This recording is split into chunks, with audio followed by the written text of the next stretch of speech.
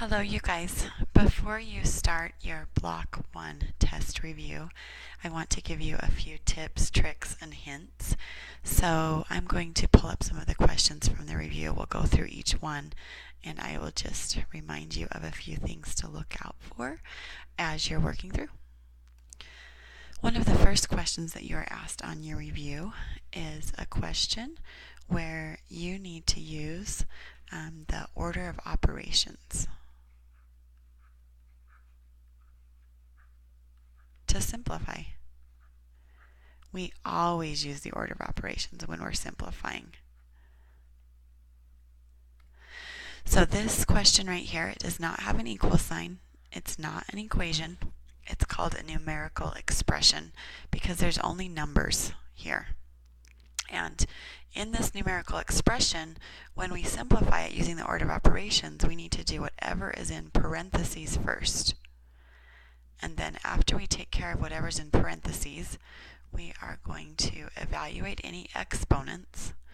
Then we're going to do any divisions and multiplications. And remember, we do these whatever comes first in our problem. So we do not do multiplication before division if division comes first in our problem. And then lastly, we do the additions and subtractions. And again, we do those whatever comes first in our problem. So we don't necessarily do addition before subtraction. Sometimes we do subtraction before addition. When we're simplifying an expression, we always work left to right. So this is the question that's on your review. I'm going to give you a question just like this and show you how it would simplify. So question number 1. So if we had 5 to the third power minus, in parentheses, 10 minus 6. And then we can divide that by 2. And then plus 7. Okay, so this is just like the problem that you see on your review. So our very first step in simplifying this expression would be to do what's in parentheses. Okay, so instead of the 10 minus 6, well, we know that 10 minus 6 is 4. Okay, so this is going to become a 4. Now let's look through our problem and see what else we have left. We have 5 raised to the third power. Okay, so that's an exponent. We have a subtraction. This is now 4 divided by 2 plus 7. So after we do anything that's in parentheses, our next step would be to evaluate the exponents. 5 to the third power means 5 times itself 3 times. So 5 to the third power is 5 times 5 times 5. 5 times 5 is 25. 25 times 5 is 125. Okay, now let's write down what we have left. Minus 4 divided by 2 and then plus 7. Okay, so now let's look through our problem. We have a subtraction, we have a division, and we have an addition. The next thing that we need to do is this division. We need to do this division of 4 divided by 2 before we do any of the addition or subtraction. So 4 divided by 2 is 2. So 125, subtract 2, plus 7. From there, we're just left with addition and subtraction. So we are going to work left to right. We do not do the addition before subtraction in this case because subtraction comes first in our problem. So 125 minus 2 is 123. 123 plus 7 is 130. Okay, question number 2 on your review is an evaluating expressions question. We have this expression x divided by 5 plus 22 times p, and we need to figure that out when x equals 20 and p equals 2. So remember, whenever you evaluate an expression, you're just figuring out the answer if.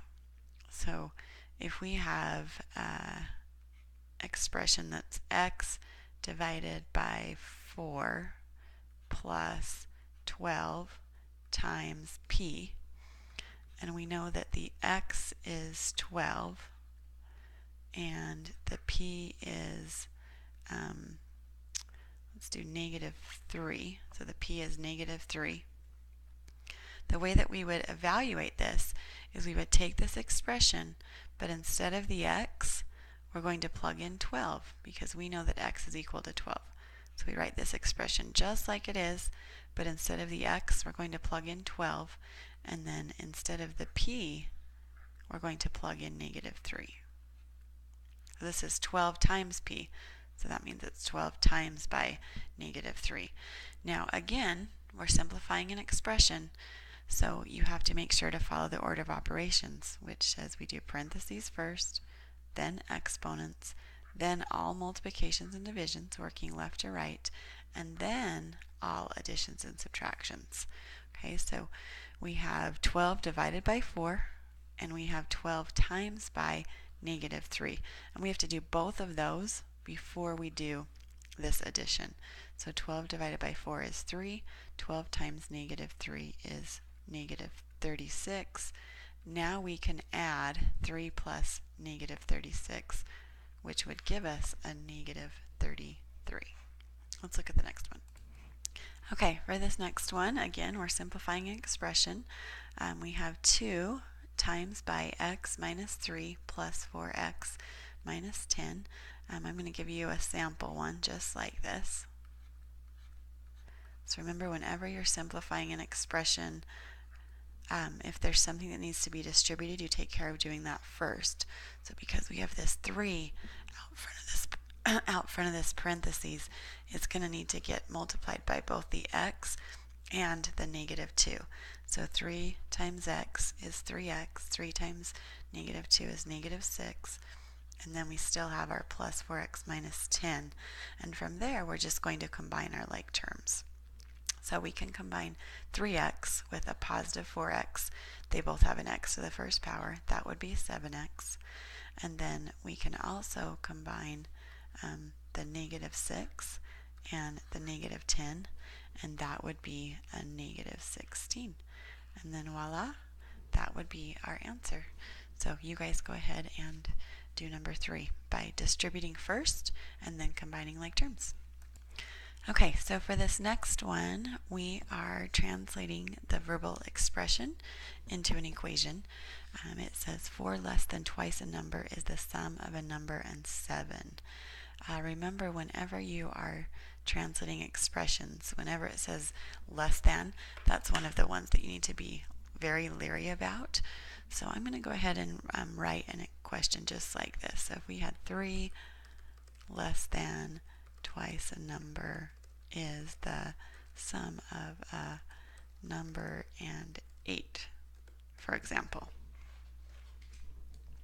One thing we have to be careful about here is the less than, like I told you, okay?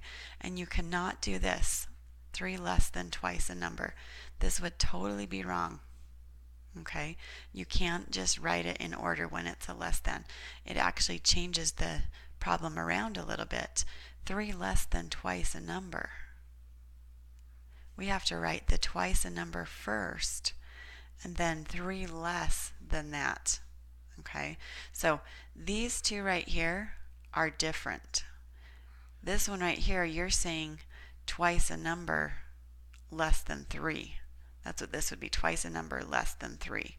And what we want to have is 3 less than twice a number. So it has to be whatever twice a number is, and then 3 less than that. Okay, so 3 less than twice a number is the sum of a number and 8. And then from there, we would just solve this equation by getting the two terms that have the same variable on the same side. So n minus 3 equals 8, and then we would add 3 to both sides. So n equals 11.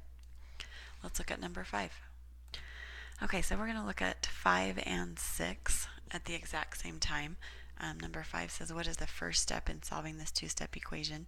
And number 6 says, what is the value of x that makes this equation true? So if I give you a two-step equation similar to these, I'm going to choose a different color besides this green. It doesn't show up very well. Okay, so negative 3 times by x minus 10 equals 4.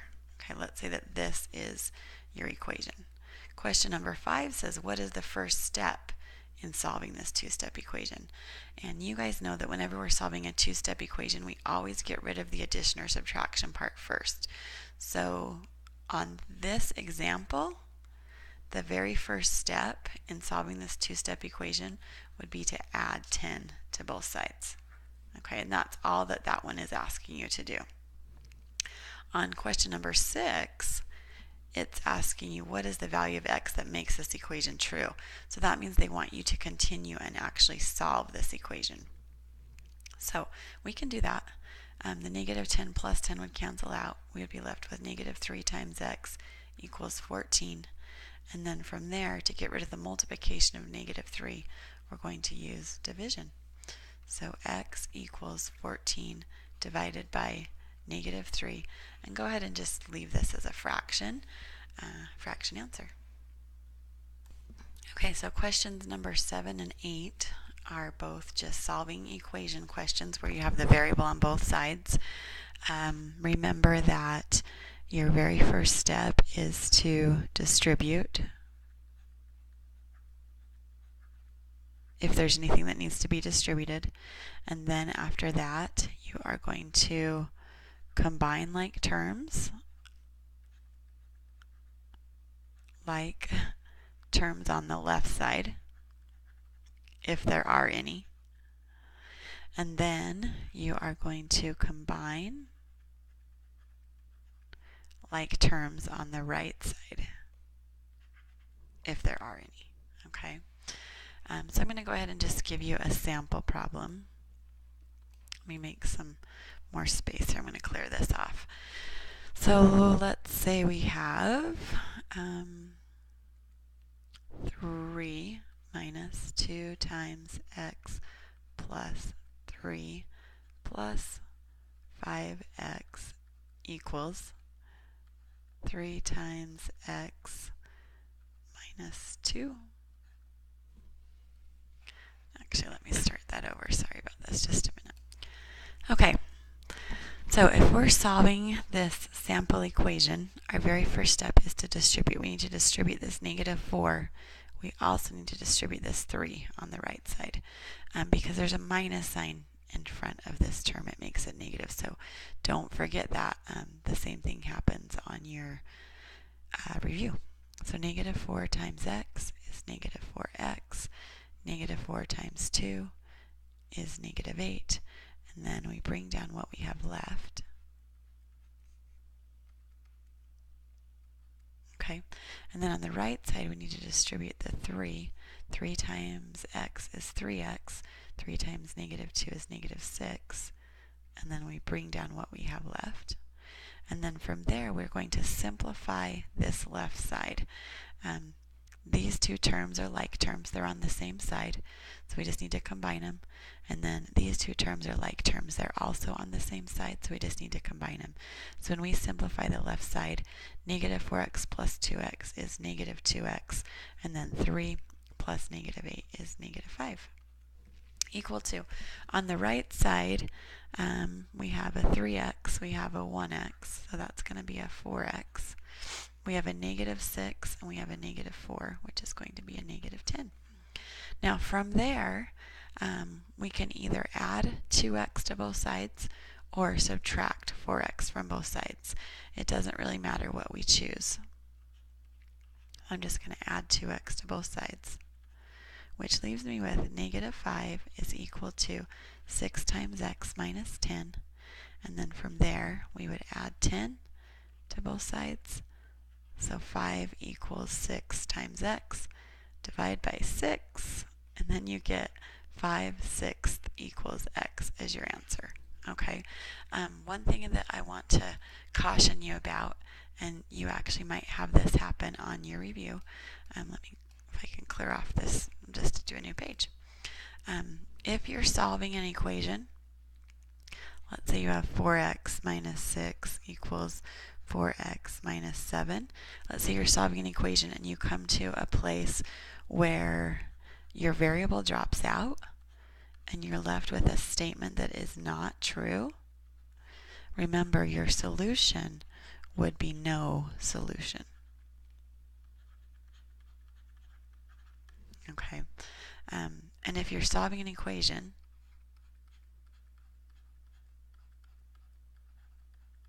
and you come to a place where your variable drops out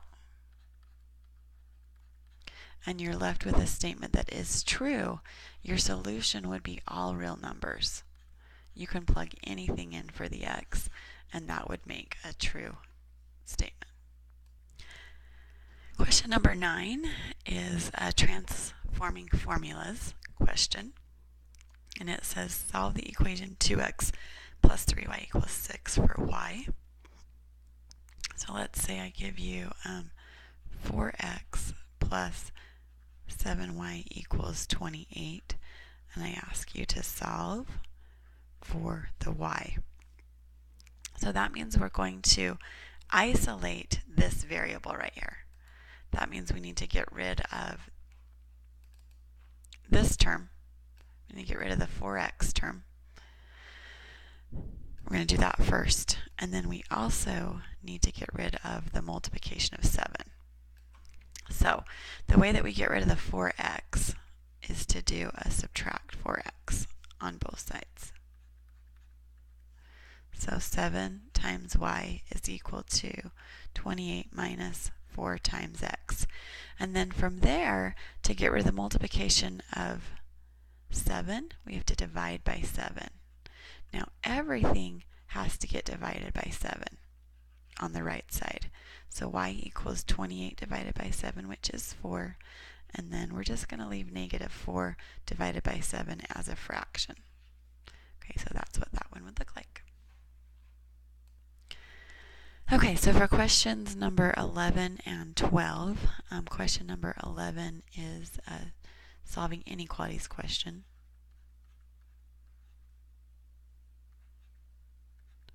Okay, so whenever you're solving an inequality, it's just like solving an equation.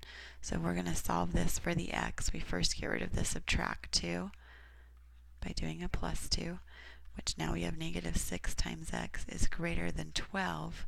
And then from there, this is the important thing that you need to remember. When we're trying to isolate this x, we have to get rid of the multiplication of negative 6 by using a division of negative 6. And whenever you divide by a negative when you're solving inequalities, you have to flip the inequality symbol. So did you see how I flipped the inequality symbol? Okay, question number 12 is a proportions question. Remember, anytime you have two fractions equal to each other, that's called a proportion. And the way that you solve a proportion is to cross multiply. So 5 times x is 5x, 3 times 7 is 21. We divide by 5 on both sides. So x equals 21 divided by 5.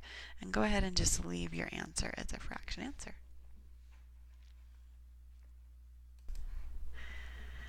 Okay, so for 14 and 15, let's go ahead and do a sample question for these. Okay, so if we have an integer n is added to 4, that sum is then multiplied by 3, this result is 9 less than twice the original integer. So let's take this one step at a time. An integer n is added to 4. So let me show you what this looks like. An integer n is added to 4. Okay. And then from there, that sum is then multiplied by 3. Okay. So whatever the sum of this is, this n plus 4, we have to do that first. So that's why we're putting that in parentheses. That sum is then going to be multiplied by 3. This result is 9 less than twice the original integer. So here's that less than again. Okay, do not do this. You guys do not do that. Okay, 9 less than twice the original integer looks like this. twice the original integer, and then 9 less than that. Okay, so that would be your equation. If you were going to solve this equation, you would first distribute the 3, which would be 3 times n plus 12 equals 2 times n minus 9, and then from there you would just subtract 2n from both sides. So n plus 12 equals negative 9, and then you would subtract 12. So n equals negative 21. Okay, let's go ahead and look at the last one. Simplify the expression. Oh, you guys should be really good at this by now. If we have, let's say we just change those 4's to 3's. So 3 times x plus 2 minus 3 times 3x minus 2. So we'd have to, if we're going to simplify this, we first distribute. 3 times x is 3x, 3 times 2 is 6. We also have to distribute this negative 3. So negative 3 times 3x is negative 9x. Negative 3 times negative 2 is positive 6. And then we just combine like terms. We can combine a 3x and a negative 9x. That would be a negative 6x. And 6 plus 6 is 12. Okay, you guys, so that is your review for the most part. I hope this is helpful. Remember that if you get a 3 out of 3 on your Block 1 test, you will be ready to take your final, 3 out of 3 on your Block 1 test review.